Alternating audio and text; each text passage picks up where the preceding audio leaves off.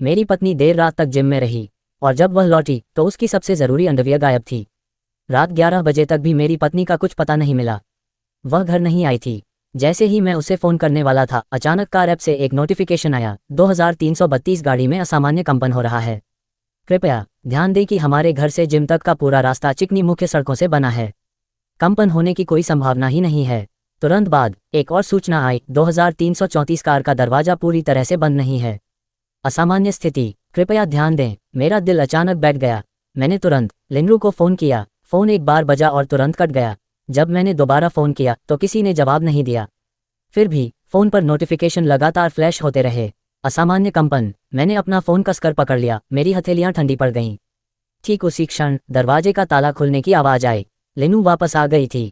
उसकी कमीज पसीने से थोड़ी भीगी हुई थी। उसके शरीर से चिपकी हुई उसकी सुडौल काया को खूबसूरती से दिखा रही थी। उसके बाल थोड़े बिखरे हुए थे। कसरत के बाद उसके गाल लाल हो गए थे।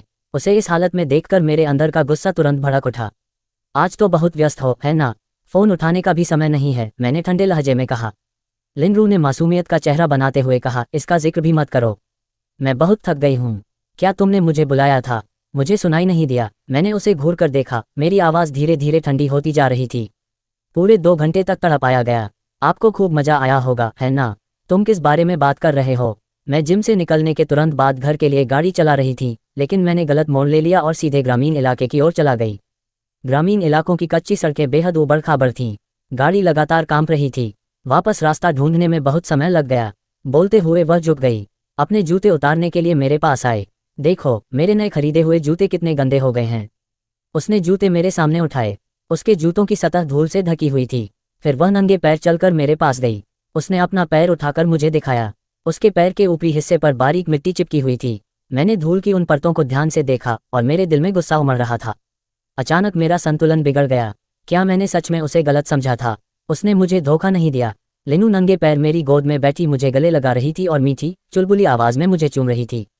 पतिदेव, क्या आप नाखुश हैं? उसके शरीर की हल्की सी खुशबू ने मुझे झकझोर दिया। मेरी नाक, जिससे मेरा दिमाग उलझन में पड़ गया। मैं माफ़ी मांगने ही वाली था कि अचानक जम गया। वो मोजा जो उसने आज सुबह बाहर जाते समय पहना था, मेरे कुछ प्रतिक्रिया करने से पहले ही वे जा चुके थे। लिनरू खड़ी हुई और बाथरूम में चली गई। मेरा दिल घबरा गया और मैं तुरंत उसके पीछे पीछे बाथरूम तक पहुंच गई। दरवाजे पर मैंने उसे ठीक उसी समय पकड़ लिया जब वह अपनी मिनी स्कर्ट उतार रही थी। उस पल मेरी सांसें लगभग रुक गई थीं। उस मिनी स्कर्ट के नीचे उसने कोई अंडरवियर नहीं पहना था। स्टॉकिंग्स का गायब होना तो समझ में आता है, लेकिन अंडरवियर, वो यूं ही कैसे गायब हो गया? हवा में अपना गुस्सा दबाते हुए मैंने उससे पूछा, आज सुबह तुमने जो मोजे पहने थे वे कहाँ हैं? लिनरू एक पल के लिए अवाक रह गई। फिर मानो अचानक उसे याद आ गया हो कुछ, उसने अपना सिर थपथपाया और हंस पड़ी। मैं जिम में दूध वाली चाय पी रही थी और गलती से वह मेरी स्टॉकिंग्स पर गिर गई। वह बहुत चिपचिपी थी और मुझे असहज महसूस हो रहा था कि मैंने उन्हें उतार कर फेंक दिया। तो फिर तुम्हारी पैंटी का क्या? लिनक्स के चेहरे की मुस्कान अचानक गायब हो गई। उसकी आंखों में घबराहट के स्पष्ट लक्षण दिख रहा था। उसकी आंखें लाल हो गईं और उसने अपना पूरा शरीर मेरी छाती पर टिका दिया। उसकी आवाज़ में शिकायत का भाव था। पतिदेव, मुझे माफ़ करना।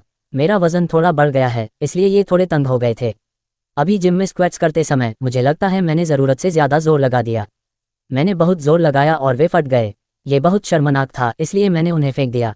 उसके दयनीय चेहरे को देखकर मेरे मन में बची आखिरी शंका भी धीरे धीरे दूर हो गई। अगली सुबह जल्दी ही लेनरू जिम चली गई। फिर से मैं काम पर जाने के लिए गाड़ी चलाने के लिए नीचे गया, लेकिन जैसे ही मैं ड्राइवर की सीट पर बैठा, बैक रेस्ट बहुत चौड़ा कर दिया गया था। ये स्पष्ट रूप से कल रात 1.8 मीटर से अधिक लंबा आदमी उस सीट पर बैठा था। कार पूरे 2 घंटे तक हिलती रही। मेरी पत्नी के मोजे और दोनों अंडरवियर गायब हैं और अब एक अजनबी आदमी ने सीट के साथ छेड़छाड़ की है। जैसे ही सारे सुराग आपस में जुड़े, मैं पूरी तरह से जाग गया। वह झूठ बोल रही है। कार में ही उसने मुझे धोखा दिया। मैंने गुस्से में स्टीयरिंग व्हील पर मुक्का मारा। मेरी नज़र अचानक डैशबोर्ड पर टिक गई। कैमरे के पास फुटेज जरूर होगी। देखते हैं वह इसे कैसे नकारने की कोशिश करती है। फिर मैंने तुरंत कैमरा निकाल कर जांच की, लेकिन मेरा दिल बैठ गया। कल रात 10 बजे के बाद के वीडियो सेगमेंट किसी ने मैन्युअल रूप से डिलीट कर दिए थे। ठंडक और क्रोध की लहरें अचानक मेरे दिमाग में दौड़ गईं। लिनू अक्सर योगाभ्यास करने जिम जाती है। उसका रहस्य निश्चित रूप से वहीं छिपा है। मैंने शुरुआत की, मैंने कार पकड़ी, एक्सीलरेटर दबाया और सीधे अपने पसंदीदा जिम की ओर चल पड़ा। मुझे उसके धोखे का पुख्ता सबूत ढूंढना ही होगा। जिम में लगे पोस्टरों को देखते हुए उन्होंने सेवाओं की कीमतें तो नहीं बताईं, लेकिन उनमें बेहद आकर्षक शरीर वाली महिला सदस्यों की तस्वीरें भरी हुई थीं। इन खूबसूरत तस्वीरों को देखकर अचानक मेरे मन में एक योजना आई।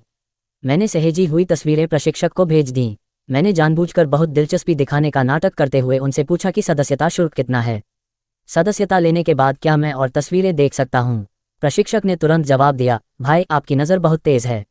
ये हमारे यहाँ की सबसे खूबसूरत महिला सदस्य है। सदस्यता लेने के बाद हमारी सदस्यता शुल्क $18 मिलियन प्रति वर्ष है। ये सिर्फ तस्वीरें देखने की बात नहीं है। जब तक आप पैसे खर्च करने को तैयार हैं, आप उन्हें खेलने के लिए भी बुला सकते हैं। मैंने परीक्षण के तौर पर भेजी गई कुछ धुंधली तस्वीरों को देखा। मैं लगभग बेहोश हो गई। मुझे अपने सिर की उम्मीद नहीं थी। मुझे पता चले बिना इतने लंबे समय तक ये जगह हरी भरी रही।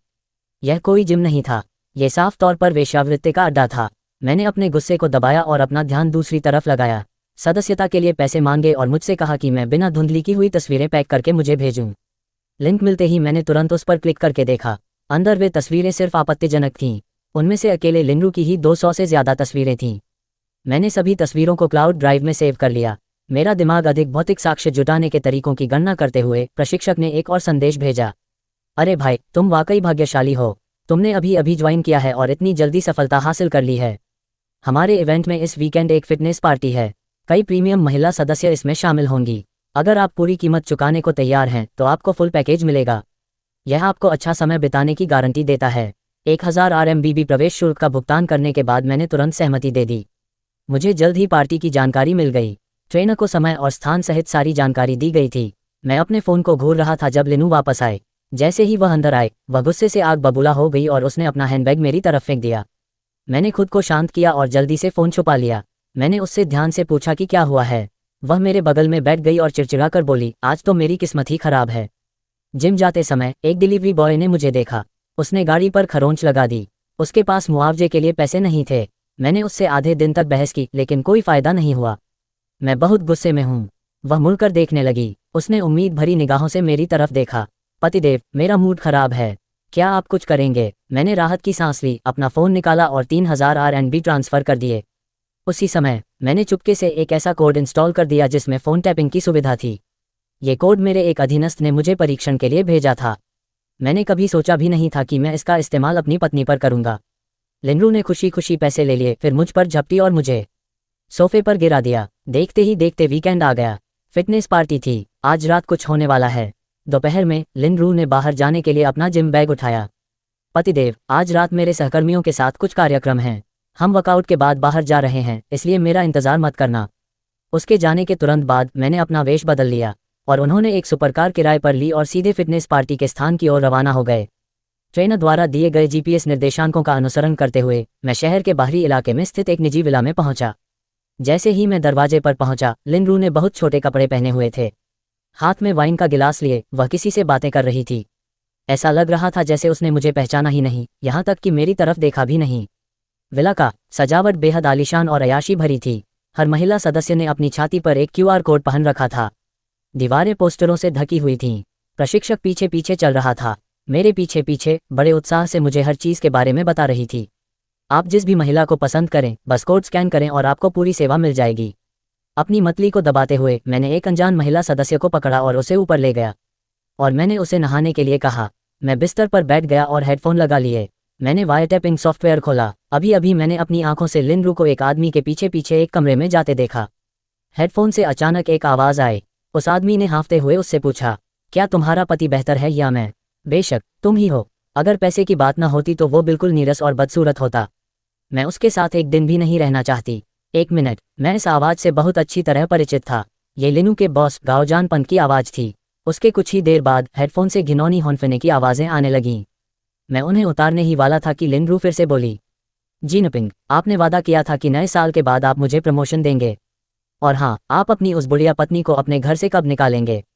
चिंता मत करो, जब तक तुम अच्छी लड़की हो। और मेरी बात सुनो, साल के अंत की पार्टी के बाद मैं तुम्हारी दोस्त को अपनी सेक्रेटरी बना लूँगा। फिर हमें साथ में और भी ज़्यादा समय मिलेगा। अरे बस करो। हाँ, लिनरू की आवाज़ नखरे और शिकायत से भरी हुई थी। ये बेहद घिनौनी थी। मैंने ठंडी सी मुस्कान दी और सॉफ्टवेयर बंद कर दिया। मुझे सच में ऐसा नहीं लगा। मुझे उससे इतनी बेशर्म होने की उम्मीद नहीं थी। शादी के बाद से मैंने उसे हद से ज़्यादा लाड़ प्यार दिया है। उसे पैसे भेजना और रोज़ाना शुभ धन देना एक नियमित बात थी। फिर भी वह न केवल लालची थी बल्कि मुझसे पैसे ठगने के तरीके ढूंढने में लगी हुई थी। मुझे अब उसके लिए ज़रा भी पछतावा नहीं था। मैंने रिकॉर्डिंग को सावधानीपूर्वक सहेज लिया। उसे सब कुछ खोने पर मजबूर करने की योजना बना रहे थे। जब तक लिनरू बाहर आई, मैं पहले ही वहां से निकल चुका था। इससे पहले मैंने पहले से तैयार किए गए माइक्रो कैमरों का उपयोग करते हुए मुख्य हॉल का चक्कर लगाया था। निकलने से ठीक पहले मैंने पूरे दृश्य की फुटेज रिकॉर्ड कर ली थी। प्रशिक्षक और उसके आदमियों ने मेरा रास्ता रोक दिया। उसने माफ़ी मांगते हुए कहा, भाई माफ़ कीजिए, लेकिन यहाँ के नियमों के अनुसार आपको जाने से पहले शरीर की तलाशी और फ़ोन की जांच करानी होगी। मैंने हैरानी जताने का नाटक किया और अपना मुंह ढक लिया ताकि मैं अपनी भावनाओं को छिपा सकूं। मेरे मुंह के अंदर माइक्रो कैमरा था। फिर मैंने अपना फ़ोन सौंप दिया और अपनी बाहें फैला दीं। मैं उनके द्वारा मेरी तलाशी लिए जाने का इंतजार कर रहा था। पूरी तलाशी के बाद उन्होंने मुझे जाने दिया। घर लौटकर मैंने सबसे पहले कैमरे से वीडियो सामग्री निकाली और उसे अपने कंप्यूटर में स्थानांतरित किया। सब कुछ सेव और पूरा हो जाने के बाद मैंने फ़ोन उठाया और ओल्ड वॉन को कॉल किया। मैंने आपसे पहले जिस जिम की जांच करने को कहा था, क्या उसके दस्तावेज तैयार हैं? दूसरी तरफ से तुरंत जवाब आया, जियाओ, मैंने पहले ही तैयार कर लिए हैं। आपने मुझे जो फाइलें दी थीं, मैंने उन्हें निजी जासूस को भेज दिया है। उस तथाकथित योग क्लब का सरगना गाओ जानपिंग है। बाहर से देखने पर वे एक जिम चलाते हैं। बाहर से तो साइन बोर्ड लगा है, लेकिन अंदर वे अवैध गतिविधियां चला रहे हैं। सदस्यों के बीच लेन देन की जानकारी और पार्टी के आयोजकों से जुड़ी जानकारी। हमने इस पर नज़र रखी है। मैंने उन सबको नीचे रख दिया। मैं कार के दरवाजे से टिककर बैठ गया और एक सिगरेट जलाई। इन सबको एक फाइल में संकलित कर लो। अभी यहीं रहो। मुझे कार्रवाई करने की जल्दी नहीं थी क्योंकि इस स्तर का बदला अभी काफ़ी नहीं था। 2 दिन में लिनरू की बारी है। कंपनी की साल के अंत की पार्टी। इस बार मैं उस धोखेबाज जोड़े को सबक सिखाऊंगा। मैं कंप्यूटर के सामने बैठकर लिनरू के बेवफाई के हर सबूत को व्यवस्थित कर रहा था। हिडन कैमरा फुटेज, जिम सदस्यता की जानकारी आदि, पार्टी के दृश्य की तस्वीरें और यहाँ तक कि लिनू और गाओ जान के गुप्त प्रेम प्रसंग की रिकॉर्डिंग भी। मैंने हर सबूत की 3 प्रतियां बना लीं। लिनू की कंपनी की साल के अंत की पार्टी एक 5 सितारा होटल में आयोजित की गई थी। उन्होंने वहां एकल गायन प्रस्तुति भी दी। मैंने बैकग्राउंड वीडियो तैयार करने में उनकी मदद करने की पेशकश की थी। स्टेज शो के लिए पार्टी से एक दिन पहले मैंने लिनरू के माता पिता को फ़ोन किया। माँ, पापा, कल मेरी और लिनरू की शादी की 3री सालगिरह है। मैं कल उसे सरप्राइज देने की योजना बना रहा हूँ। क्या आप दोनों गवाह बनकर आ सकते हैं? उन्होंने कहा, बिल्कुल, कोई दिक्कत नहीं। मैं उसे सरप्राइज देना चाहता हूँ, इसलिए आप दोनों को ये बात बिल्कुल भी नहीं भूलनी चाहिए। अगले दिन लिनरू खास तौर पर जल्दी उठी और बालों और मेकअप पर 2 घंटे बिताए। फिर उसने उसका महंगा युद्ध कवच, शाम का गाउन पहनी और वह निकल पड़ी। मुझे पूछने की भी ज़रूरत नहीं थी। मैं जानता था कि वह क्या सोच रही है। उसकी कंपनी में साल के अंत की पार्टी में सभी शीर्ष अधिकारी अपने परिवारों को साथ ला रहे थे। लिनरू इस बार अपनी खूबसूरती को बरकरार रखने के लिए पूरी कोशिश कर रही थी। मैंने लिनरू को होटल तक गाड़ी से पहुंचाया। फिर मैं भी चुपके से अंदर घुस गया। होटल की लॉबी इतनी बड़ी थी कि मैं सबसे सुनसान कोने में छिप गया और फ़ोन पर बात करने का नाटक करने लगा। वेट स्टाफ के सभी लोगों ने मान लिया कि मैं भी कंपनी का ही कर्मचारी हूँ। किसी ने मुझसे कोई सवाल नहीं किया। पार्टी शुरू होने के बाद सीईओ और उपाध्यक्ष बारी बारी से मंच पर भाषण देने लगे। जब लिनरू की बारी आने वाली थी तो मैंने खुद उसके माता पिता को अंदर तक पहुंचाया। शेयारूस का प्रदर्शन शुरू होने वाला है। इसके खत्म होने के बाद मैं मंच पर जाकर अपने प्यार का इजहार करूंगा। अंत में उनकी कंपनी के सभी लोग मेरा साथ देंगे। अब लिनरू की प्रस्तुति देने की बारी थी। जैसे ही वह मंच पर आई, मंच की रोशनी तुरंत रोमांटिक और कोमल हो गई। उनके शानदार मेकअप और कॉलरबोन को दर्शाने वाले ऑफ द शोल्डर गाउन के साथ वह बेहद खूबसूरत और आकर्षक लग रही थीं। सबने एक साथ हैरानी से सांस ली। प्रशंसा की लहर पूरे आयोजन स्थल में गूंज उठी, जिसके तुरंत बाद दर्शकों ने जयकारे लगाए। तालियां लगातार बज रही थीं। लिनरू की आंखों में गर्व झलक रहा था। मैं भी बेहद उत्साहित होकर अपनी बाहों को सीने पर बांध लिया। आखिरकार ये पल आ ही गया था। बड़ी स्क्रीन पर वीडियो चलने लगा। एक परिचय के बाद मधुर पृष्ठभूमि संगीत बजने लगा। लिनू ने माइक पकड़ा और धीरे धीरे गाना शुरू किया। वह अपनी प्रस्तुति में इतनी मग्न हो गई कि उसे नीचे खड़े लोगों के बदलते चेहरों का पता ही नहीं चला। जी हाँ, वीडियो मैंने ही बदला था। बैकग्राउंड म्यूजिक को बरकरार रखा गया, लेकिन विजुअल्स को उस पार्टी के दृश्य के वीडियो फुटेज से बदल दिया गया था। तस्वीरों में लिनरू ने छोटे कपड़े पहने हुए थी और एक अजनबी आदमी के साथ हाथ में हाथ डालकर कमरे में प्रवेश कर रही थी। माँ लिन ने जल्दी से कहा, शाओ, ये व्यक्ति निश्चित रूप से शियाओरू नहीं है। मैं उसकी माँ हूँ। मैं उसे पहचानने में गलती नहीं कर सकती। ये बिल्कुल भी वह नहीं है। मैंने एक भी शब्द को समझने का मौका नहीं दिया। पूरी प्रक्रिया के दौरान मैंने अचंभित और हैरान होने का नाटक किया। बेशक मैं तो बस नाटक कर रहा था। फादर लिन ने तुरंत बीच में कहा। उनकी आवाज़ थोड़ी कांप रही थी। यहाँ ज़रूर कोई गलतफहमी हुई है। हॉल में सबकी निगाहें एक साथ मंच पर खड़ी लिनरू पर टिक गईं और सबके भाव देखकर लगा कि नीचे बैठे दर्शक भी हैरान रह गए होंगे। वे सब उससे मोहित हो गए थे। उसका भाव और भी आत्मसंतुष्ट हो गया, लेकिन सीईओ और कंपनी के नेतृत्व के सभी लोगों के चेहरे इतने भयावह थे, मानो वे अभी अभी कुछ निगल लिया हो। पीछे की पंक्तियों में मक्खियां भिनभिना रही थीं। कुछ लोगों ने अश्लील टिप्पणियां की। गाते गाते लिनू को अचानक एहसास हुआ कि कुछ गड़बड़ है। नीचे बैठे लोग वे उसकी तरफ नहीं देख रहे थे बल्कि उसके पीछे देख रहे थे। वह धीरे से मुड़ी। उसी क्षण कैमरे का लेंस अचानक उसकी अस्त व्यस्त हालत पर जूम हो गया। लिनू वहीं जम गई। उसके हाथ में पकड़ा माइक्रोफोन जमीन पर गिर गया जिससे एक तीखी आवाज हुई। वह चीख में दर्द से चिल्ला उठी। अब क्या तुम दोनों अभी भी कह सकते हो कि यह लिनू नहीं है? उसके माता पिता अवाक रह गए। वे बिल्कुल चुप हो गए। उन्हें बहुत दुख हुआ कि वे चाहते थे कि वे जमीन में धंस जाएं। इस समय उनकी आंखें, पूरे हॉल की निगाहें लिनरू पर टिकी थीं। लेकिन सबसे चौंकाने वाली बात यह थी कि लिनरू के बगल में खड़ा व्यक्ति कोई और नहीं बल्कि उसका सीधा सुपरवाइजर बाओजान पांग था। पत्नी, ऐसा नहीं है, मुझे समझाने दो। उसकी पत्नी फिलहाल अपेक्षाकृत शांत रही। उसकी आवाज में गुस्से का जरा सा भी आभास नहीं था। यही तो तुमने मुझसे वादा किया था कि तुम ऐसा कभी नहीं करोगी। लेकिन सच कहूं तो कौन सी महिला अपने पति को धोखा देते हुए वीडियो देखकर कमरा बुक करेगी? वह क्रोधित क्यों नहीं होती? उसने कहा, पहले घर चलते हैं, वापस आकर मैं तुम्हें सब कुछ समझा दूंगी, ठीक है? इसीलिए तो आपने कहा था कि आपको हर दिन ओवरटाइम करना पड़ता है। पता चला कि आप ऑफिस की इस चालाक औरत के साथ संबंध बना रहे थे। पत्नी, मैंने सच में तुम्हारे साथ कुछ भी गलत नहीं किया। गोवन पोन जैसे आदमी का तो काम तमाम हो चुका है, फिर भी उसे बहाने बनाने की आदत है। आखिरकार उसने अपनी पत्नी को किनारे पर धक्का दे दिया। उसने जोर से मेज पर हाथ पटका, फिर गुस्से से गाओजान पिंग के चेहरे की ओर इशारा किया। दफा हो जाओ, एक और शब्द बोलने की कोशिश करो। पहले मैं इस चालाक औरत को संभाल लूंगा, फिर तुम्हारी बारी आएगी। मुख्य पत्नी का दबदबा आखिरकार फूट पड़ा। ऐसा ही होना चाहिए था। अगर लिंगलोंग मेरे ठीक बगल में नहीं होती तो मैं जरूर ताली बजाता और जयकारे लगाता। एग्जीक्यूटिव की मेज मंच के सबसे करीब थी। गाओजान पांग की पत्नी को स्टेज पर झपटने के लिए उसे बस कुछ ही कदम उठाने थे। लिनरू डर के मारे बार बार पीछे हट रही थी, लेकिन उसके बाल पहले ही मजबूती से पकड़े जा चुके थे। भला कौन सी पत्नी घर तोड़ने वाली को देखकर उसे मारना नहीं चाहेगी? विशेषकर इसलिए क्योंकि उनकी पत्नी की नज़रों में ये वीडियो शायद लिनू ने खुद बनाया हो। जानबूझकर उसके प्रदर्शन के दौरान उसे उकसाने के लिए यह वीडियो चलाया गया, जिसके बाद लिनू ने जोरदार मुक्का मारकर उसके चेहरे पर वार किया। जी हाँ, उसने सचमुच मुक्का मारा। आमतौर पर जब औरतें लड़ती हैं तो बस थप्पड़ मारती हैं, पर हमें क्या, हमें तो बस मजे से मतलब है। ये औरत तो वाकई बहुत ज़बरदस्त है। उसके वार बिजली की तरह तेज थे। मुझे तो शक है कि उसने बॉक्सिंग की ट्रेनिंग ली है। उसने कहा, तुम तो बड़े घमंड में थी। क्या तुम नहीं थी? गाते समय भी तुम्हें पुरुषों के लिए अभिनय करना पड़ता था। क्या तुम्हें लगा कि मैं अंधी हूँ? सावधान रहो वरना मैं तुम्हें खत्म कर दूंगी। क्या तुम मुझ पर विश्वास करती हो? लिनू चीखी। दर्द से कराहते हुए वह केवल अपने हाथों से अपना चेहरा ढकने में असमर्थ थी। उसमें पलटवार करने की कोई ताकत नहीं थी। लोग मंच पर दौड़ पड़े, कुछ इसे रोकने के लिए, कुछ फिल्म बनाने के लिए और कुछ बस नाटक देखने के लिए। दृश्य पूरी तरह से अराजकता में बदल गया। दोनों को अलग करने में सभी को बहुत मशक्कत करनी पड़ी। लिनू को बुरी तरह पीटा गया था। उसका चेहरा सुअर के सिर की तरह सूजा हुआ था। लिनू की मां चाहे कितनी भी अपमानित महसूस कर रही हो, उसे अब अपनी बेटी की रक्षा के लिए दौड़ना ही पड़ा। शायद इसलिए कि वह बुरी तरह पिटने के साथ साथ शर्म से चूर होकर लिनू पूरी तरह से अपना मानसिक संतुलन खो बैठी थी। उसकी आंखें लाल हो गई थीं और वह अपने प्रतिद्वंदी के चेहरे पर चीख चीख कर चिल्ला रही थी। ठीक है, चलो आज इस बात को हमेशा के लिए सुलझा लेते हैं। वो अब तुमसे प्यार नहीं करता, समझे? खैर, क्योंकि प्यार खत्म हो चुका है तो तुम दोनों का तलाक तो कभी ना कभी होना ही था। वैसे भी तुम उसके 2 बच्चों को जन्म देने वाली माँ से ज्यादा कुछ नहीं हो। क्या तुम्हें लगता था कि तुम इतनी खास हो? जिनपिंग ने कहा, तुम तो बस एक थकी हारी बुढ़िया हो। लिनू जमीन पर जोर से गिर पड़ी। सब लोग दंग रह गए। गोजानपिंग ने सचमुच लिनरू को जोरदार थप्पड़ मारा था। उसने इशारा किया। उसने लिनरू की ओर उंगली उठाई। जब से उसने काम शुरू किया है वह मुझे परेशान कर रही है। उसने मुझे इस पार्टी में आने के लिए भी बहकाया। मैं आपको बता रहा हूँ कि इस जीवन में मुझे सबसे ज्यादा प्यार मेरी पत्नी से है। तुम खुद को क्या समझती हो? मेरी पत्नी से अपनी तुलना करने की हिम्मत कैसे हुई, गैल?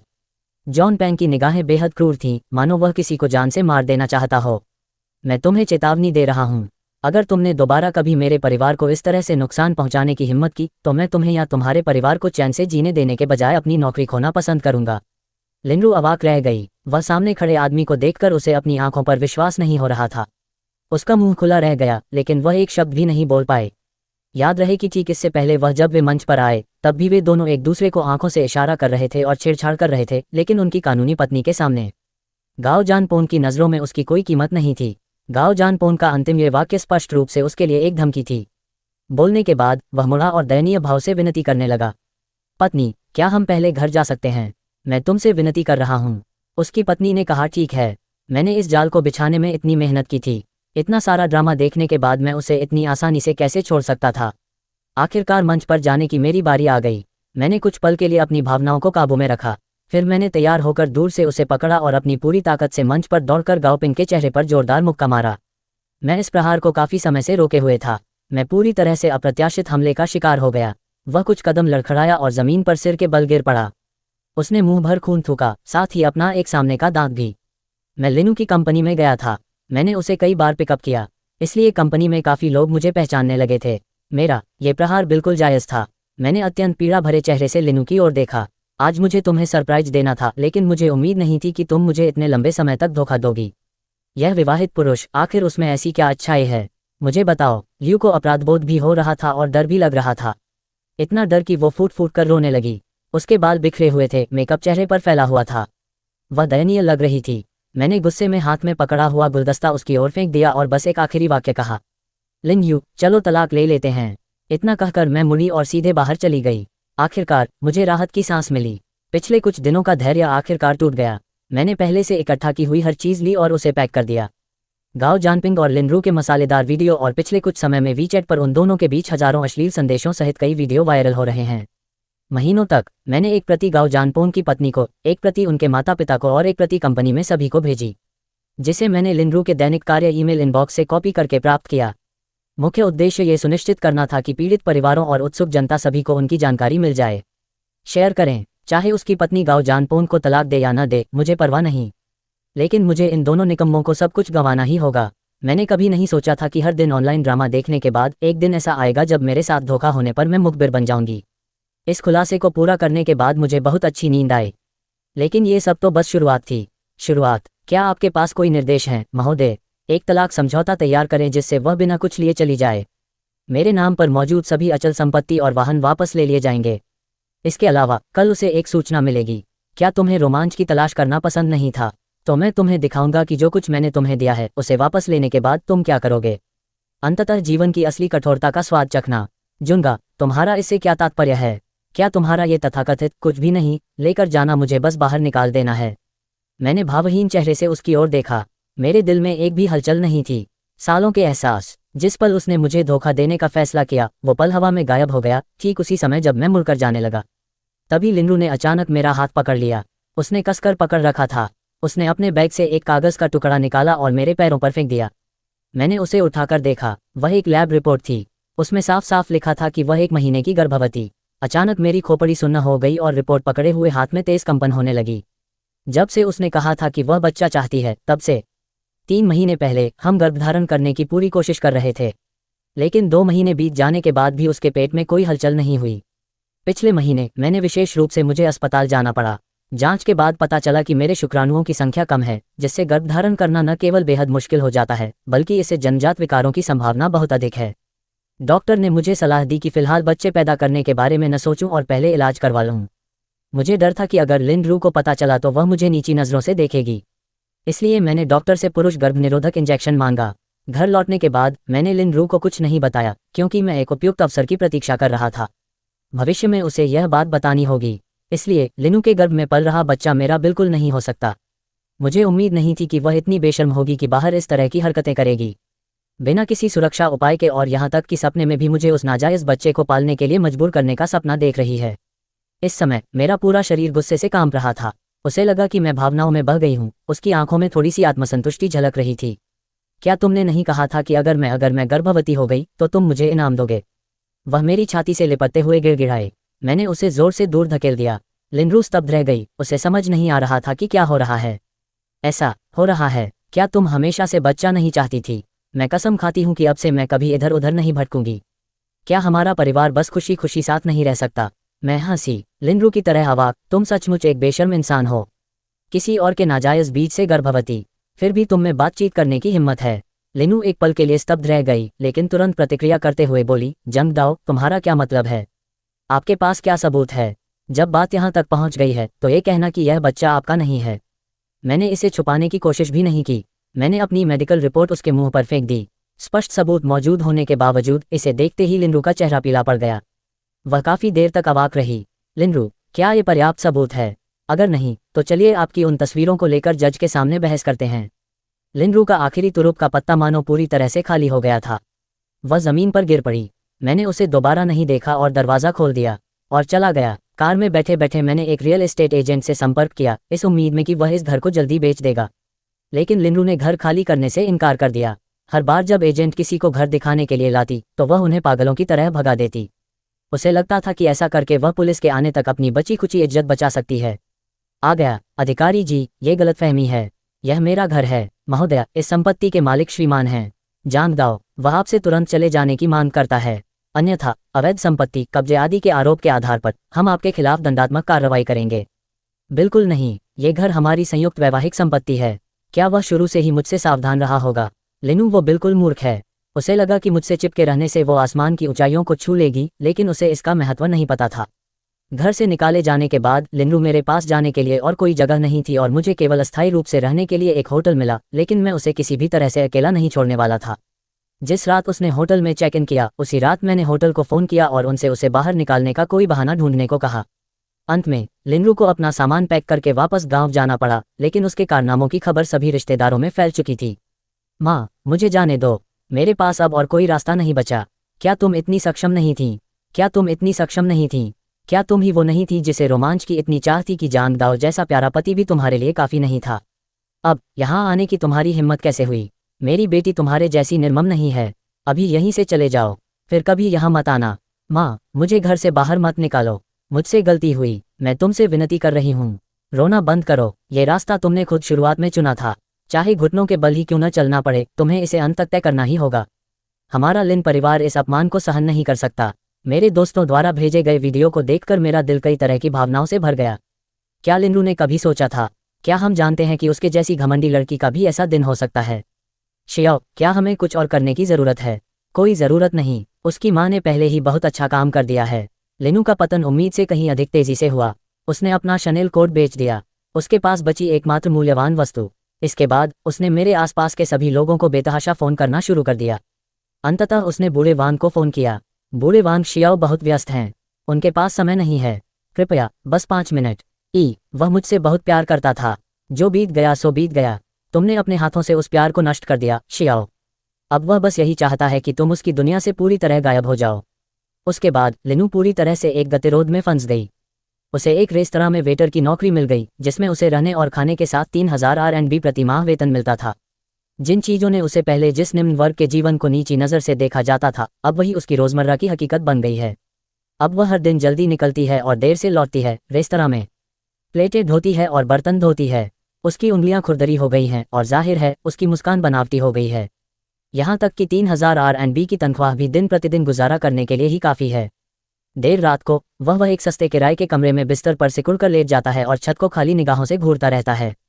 वह उस समय को याद कर रही थी जब उसे लाड़ प्यार मिलता था और हर कोई उसे चाहता था। अंधेरे में उसकी आंखों से आंसू बहने लगे। कुछ दिनों बाद कोई अनजान व्यक्ति उसके पास घुटनों के बल बैठ गया, मेरे दफ्तर के दरवाजे के सामने। कृपया लिनू पर दया कीजिए, उसे पता है उसने गलती की है, उसे जीने का कोई रास्ता दो। शाह, मैं तुमसे विनती कर रहा हूँ, आखिर वो मेरी बेटी है, वो मरेगी नहीं। मैं ये सुनिश्चित करूंगा कि वो जिंदा रहे, लेकिन इसलिए नहीं कि वो जी सके शांति से, ताकि वह अपने पापों का प्रायश्चित कर सके। चाचा जी, आप अच्छे इंसान हैं, लेकिन आपकी बेटी नहीं। आपने मेरे साथ जिस ईमानदारी से व्यवहार किया, उसके सम्मान में मैं आपको कुछ दूंगा। मैं तुम्हें एक सलाह देना चाहता हूँ, इस बेटी को भूल जाओ, ये तुम्हारे और उसके दोनों के लिए बेहतर है। लिनरू के पिता के जाने के बाद वह गंभीर रूप से बीमार पड़ गया। उसके बाद वह अपनी पत्नी को अपने पुराने ग्रामीण घर वापस ले गया। फिर कभी इस शहर में वापस नहीं लौटना। जहाँ तक लिनू की बात है, उसे आखिरी बार किसी ने जुगी बस्ती के एक हेयर सैलून में सबसे घटिया काम करते हुए देखा था। मैंने अपने दोस्त ने कहा कि उसके बारे में और कोई खबर देने की ज़रूरत नहीं है। उसके बाद से इस महिला के जीने या मरने से मुझे कोई लेना देना नहीं था। 1 साल बाद मैं अपनी नई प्रेमिका का हाथ पकड़े हुए था। एक व्यस्त व्यावसायिक सड़क से गुजरते समय मेरी नज़र एक परिचित आकृति पर पड़ी। वह लिनरू थी। इस समय उसने सबसे सस्ती वर्दी पहनी हुई थी और वह सामने खड़ी थी, हेयर सैलून में ग्राहकों को आकर्षित करने की कोशिश कर रही एक महिला। मुझे देखकर उसका शरीर बुरी तरह कांप उठा। असहज होकर उसने अपना सिर नीचे कर लिया। उसकी आंखों में देर से आने का भाव था। अफसोस, पिछले 1 साल में उसका जीवन पूरी तरह से बिखर गया था। उसकी पहले की आलीशान जीवन शैली एक सैलून में मजदूर के रूप में काम करने में बदल गई थी। गरीब इलाका, वह हर दिन सुबह जल्दी निकलती और देर से लौटती। उसकी आमदनी इतनी कम थी कि रोज़मर्रा के खर्चों को पूरा करना भी मुश्किल था। बस एक छोटी सी गलती, हर रात उसे अपने तन किराए के कमरे में लौटना पड़ता और मालिक से खूब डांट पड़ती। फटी हुई चटाइयाँ और गंदे कपड़े उसे अपने पुराने वैभव की याद दिलाते थे। और पहले वाली मीठी मीठी बातें तो कब की गायब हो चुकी थीं। कभी कभार अपने माता पिता को फ़ोन करके वह हमेशा फुसफुसा कर कहती थी कि वह ठीक है, लेकिन निराशा और दूसरी तरफ से मिल रही बेरुखी ने उसके लिए किसी भी तरह का सुकून पाना नामुमकिन कर दिया था। उसके दोस्त तो काफ़ी समय से उससे संपर्क तोड़ चुके थे। कभी उसकी प्रशंसा और सराहना करने का जो माहौल था वह अब केवल उदासीनता और उपहास में बदल गया था। इस बीच मैं बेहद खुश था। मेरा काम सुचारू रूप से चल रहा था और मेरा करियर लगातार आगे बढ़ रहा था। नई प्रेमिका के साथ जीवन स्थिर और खुशनुमा था। मैंने अपना सिर झुकाकर अपनी नई प्रेमिका को देखा जबकि सड़क किनारे खड़ी लिंडू का गला भराया था। वह कुछ कहना चाहती थी लेकिन एक शब्द भी नहीं बोल पा रही थी। तो इस रात 10 बजे का वो रहस्य जिसने सब कुछ बदल दिया। अगर ये कहानी पसंद आई हो तो वीडियो को लाइक और चैनल को सब्सक्राइब जरूर करें। तब तक के लिए बाय, मिलते हैं नेक्स्ट वीडियो में।